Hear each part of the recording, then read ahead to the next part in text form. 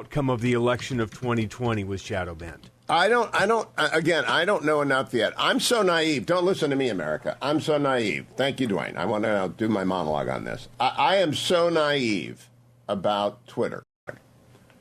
I'm a dummy. I am a dummy about what bad people will do out of arrogance. Right? I'm just naive about what arrogance does to people. I would never presume. But I teach the Constitution.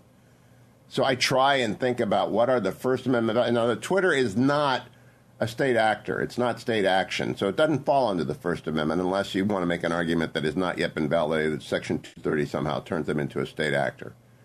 But I believe, I always thought that good faith would apply and that they would either ban people outright like they did to the former president or suspend the account so that people would know and the public could react.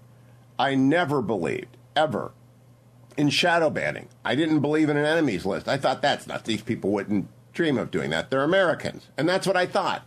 They're Americans. Americans don't suppress speech unless it's vulgar or they're FCC regulated. You know, I don't let people come on here and use the 7 deadly words because I don't want that to be. This is a family-friendly show. I've been teaching First Amendment for 26 years. I just can't believe they did it. I don't think I've ever been as gobsmacked by a story as I am by this. I read it last night. I mean, I was getting ready to go to sleep. I'm trying to read the stuff that I read and listen to before I go to sleep so that I can get good sleep and wake up. And I'm reading Barry Weiss, and I am angry that a small group of left-wing ideologues lied to us repeatedly about the most influential platform in the world for the spreading of news, and that they suppressed people like Charlie Kirk and Dan Bongino. Those are the two that I know they did. And they're both, and I know they must have done Ben Shapiro, right? They must have done Ben Shapiro. And so and Charlie Kirk has built from nothing, from scratch, an enormously influential organization among young people, and they just don't like him. He's not vulgar. He works hard at his job.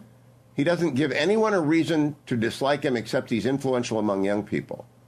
Ben Shapiro is the same way. Dennis Prager, he's an old guy, and he built PragerU. I literally cannot believe they did this. 1-800-520-1234. I want to know what you think. And spare me, you're a naive sucker. I know that. I am a naive sucker on Twitter. I just can't believe that an American company staffed by American executives, steeped in First Amendment values and in the benefits of free and open speech, even if it's knockdown, drag out. The reason that there are a lot of different theories I teach in con law about why free speech matters so much. One of them is it's the stability of the republic that's attempting to grow. But the idea that Twitter censored people at this level and that they lied about it and lied about it and lied about it and lied about it and lied about it. And it's, by the way, it's covered in Al Jazeera, the New York Post, and in Fox News.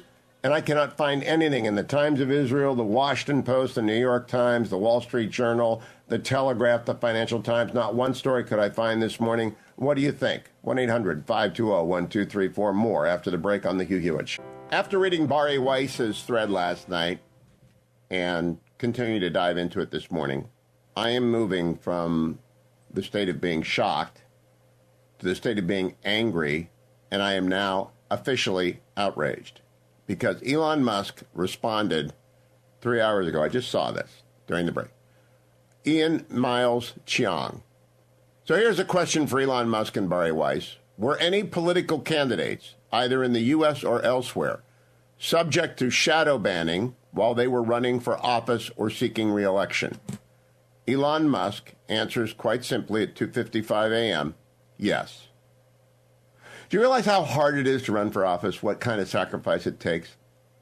Do you realize the depth and degree of the difficulty of getting people to notice you and to raise money and to get your message out and to get any attention at all from anyone in the media?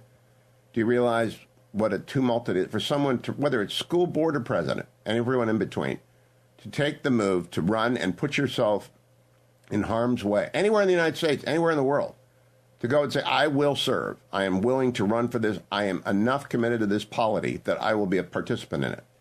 And then to have a little band of left-wing ideological fanatics in the Twitter C-suite shadow banning you and blocking you and doing it secretly.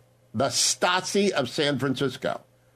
All right, so they're virtual Stasi. They're not knocking on your door. They're just virtually arresting you, and you disappear. You know, I wonder about folks that seem like they're outraged and didn't know and didn't see what's coming. I think it's kind of a way for, and, you know, I'm not just attacking you. You're an establishment guy. If anybody couldn't see what was happening and listen to our side of the aisle, that this has been going on forever. It reminds me of like people saying, hey, Dr. Fauci's a liar because he came out and told us he was a liar. Hugh, it took you over a year. You know, okay, you're talking about COVID again. And, you know, Randy, when you come and do that and you skateboard along and you grab onto the bumper of a different discussion, it doesn't advance your argument very much. I'm sitting here talking about Twitter and you want to talk about Dr. Fauci. It doesn't help your argument. But I do think that there needs to be a measure of transparency to this now. That, like, you know, Sonny, I got to correct you. It is a private company in one sense. It's a publicly traded company that must make truthful statements to the SEC about their terms and conditions, who and what they are allowing on, and how they intend to make money. So they've got to answer to shareholders. And I think they hurt the brand badly with this, badly. But, but you're not shocked. But they don't actually have to answer to shareholders anymore now. They just answer to Elon. No, that's not true. They're still publicly traded, Sonny. They're still publicly traded. The question though here is, well, I mean, I don't know. I don't know the the SEC. Okay, short course. If you're publicly traded, you cannot make a material misstatement about your operating policies or your profitability. You cannot be Sam Bankman-Fried.